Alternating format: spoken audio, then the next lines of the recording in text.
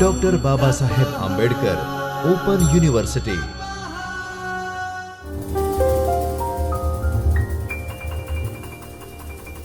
Namaskar, dear students. Myself Zeel Sagar Shah, working as an assistant professor in School of Computer Science in Dr. Babasaheb Ambedkar Open University. So far, we have studied about process management in operating system. So, in today's unit, we are going to learn about threads and concurrency. So, let's start with today's unit.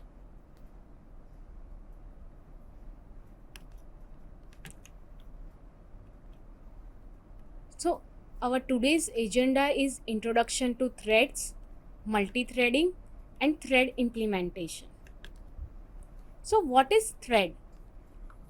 Thread is a sequential flow of a task within a process. Threads in an operating system can be of the same or different types. Threads are used to increase the efficiency or performance of the applications. Each thread has its own counter, stack, and the set of registers. So let's see this in detail. As I said, a thread is a basic unit of CPU utilization. It comprises of thread ID, program counter, and register set and a stack. So each thread has its own program counter, stack, and set of registers. However, the threads of a single process might share the same code or data file.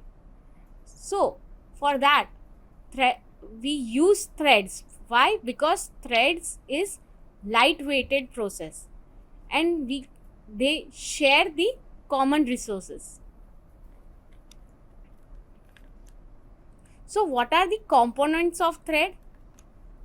A thread comprises of three components: program counter, register set, and stack space.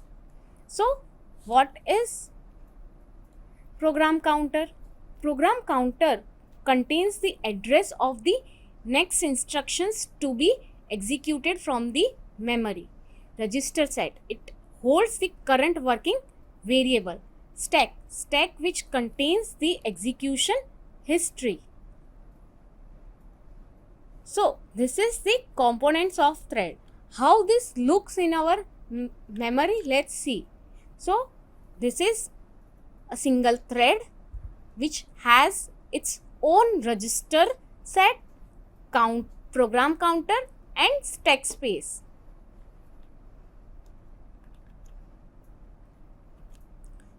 So why we need thread?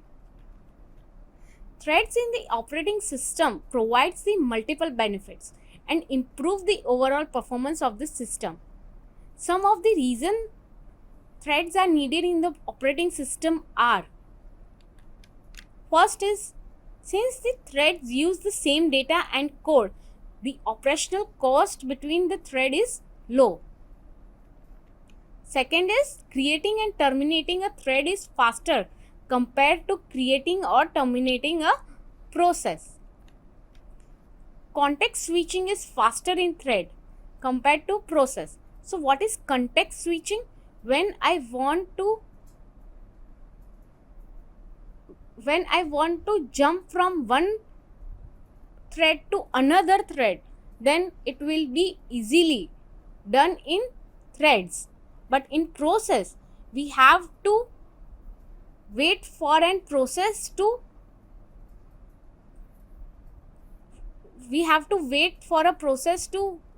pass through all the cycle of process and then switch to the another process. So what is multi-threading? Multi-threading is a technique used in operating system to improve the performance and the responsiveness of computer systems.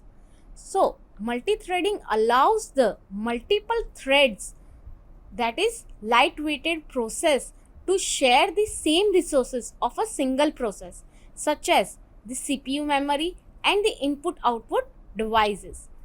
Multi-threading, for example, a word processor may have a thread for displaying the graphics, another thread for responding to keystrokes from the user, and the third thread is used for performing spelling and grammar checking.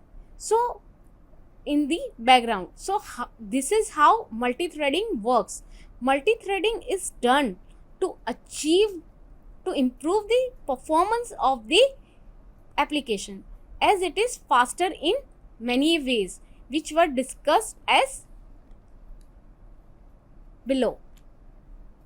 That is, the ability of an OS to support multiple and concurrent paths of execution within a single process.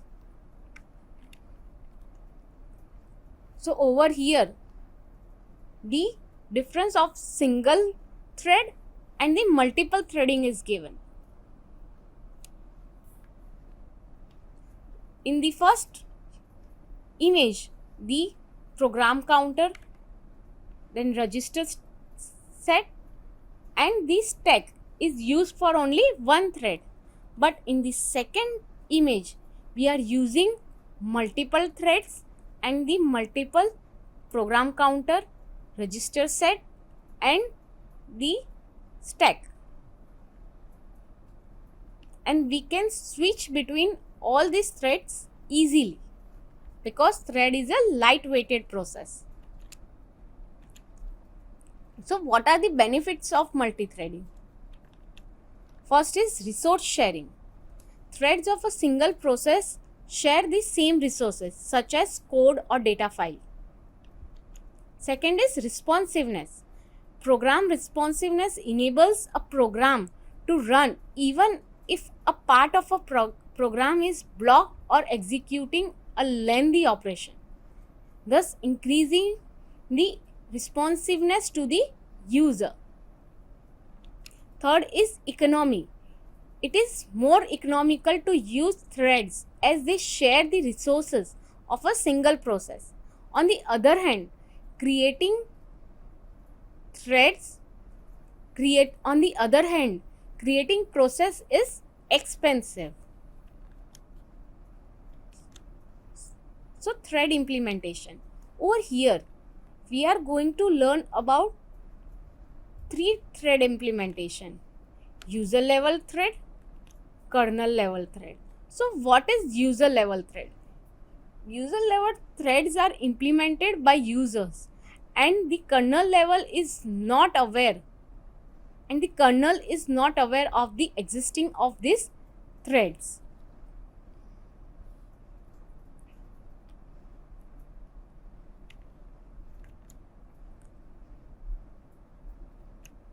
What is kernel level thread? Kernel level threads are handled by the operating system directly and the thread management is done by the kernel level thread. And the hybrid level thread, in which we will going to discuss about hybrid level thread, we will going to learn about in the next lecture. Now let's see user level thread in detail.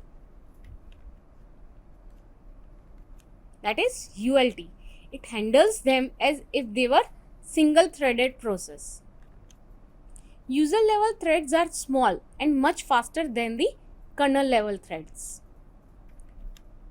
They are represented by a program counter, stack and register, and a small process control block, that is PCB block, which we have studied in the last lecture. Also, there is no kernel involvement in the synchronization of user level thread. So this is the diagram of user level thread. In the upper space, we have user level thread in which we are using user level thread, and the kernel is using the kernel level thread. So in the picture we have two spaces, user space and kernel space. In the user space there are user level threads, and in the kernel space we have kernel level threads having a process. So what are the problems occurred in ULT, that is user level thread? So page fault problem. What is page fault problem in user space threads? When a thread tries to use data that isn't in our memory, a page fault occurs since the operating system doesn't know about the individual threads. It blocks the whole process, not just a thread, and making all the thread wait until the required data is loaded. So this is a page fault problem. Second is user space thread scheduling issues. So a single thread can take over the CPU and keep running forever unless it declares to stop and gives control to another thread. Without automating time slices like a clock interrupt, the system can't force threads to stop and share the CPU fairly. Third is spin lock and busy waiting. So what is spin lock and busy waiting? Spin lock and busy waiting, sometimes threads are used spin locks or busy waiting, which means they keep checking for a condition without doing anything else. This wastes CPU time and making the system less effective. Deadlock risk. What is deadlock? We will study about deadlock in next chapter. Now just for the sake of knowing the deadlock risk, let's see deadlock risk. So without automatic control like clock interrupts, thread can end up waiting forever. This creates a deadlock where no thread can make program and everything gets stuck.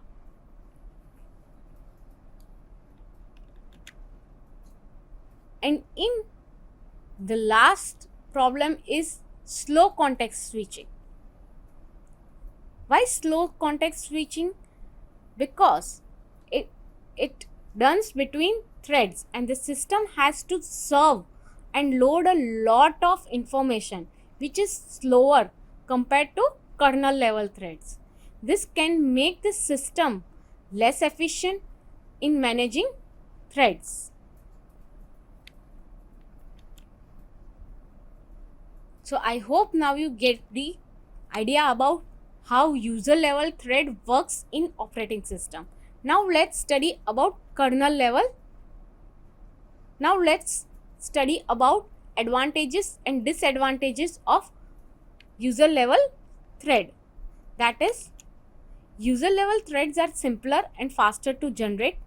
They are also easier to manage. Thread switching is in user level thread doesn't need kernel mode privileges. That is, edit or create or delete or update the mode privileges. These are more portable. These threads may be run on any operating system as it is portable.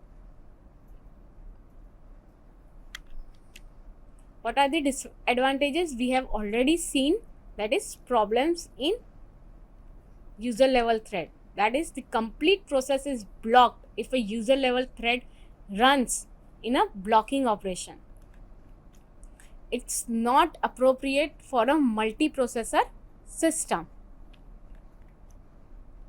Now let's study about kernel level thread, that is KLT. So what is kernel level thread?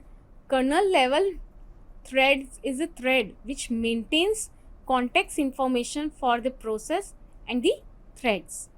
No thread management done by the application. The threads are directly run by the kernel itself, that is operating system itself. Scheduling is done on a thread basis. Windows is an example of this approach. So what are the advantages and disadvantages of kernel level thread?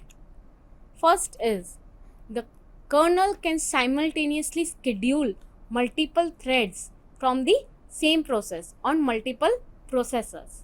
So over here we can use kernel level threads in multiprocessors. If one thread in a process is blocked, the kernel can schedule another thread of the same process. So over here kernel is scheduling our thread processes. Kernel routines themselves can be multi-threaded. So we can use as many threads we can use in our kernel level thread. So what are the disadvantages of kernel level thread? The transfer of control from one thread to another within the same process requires a mode switch to the kernel. So over here the user level thread is used. Why? Because we want to do context switching. In the next lecture we will study about the hybrid level thread and the concurrency part of the threads. Thank you for watching the video. स्वाध्यायः परमं तप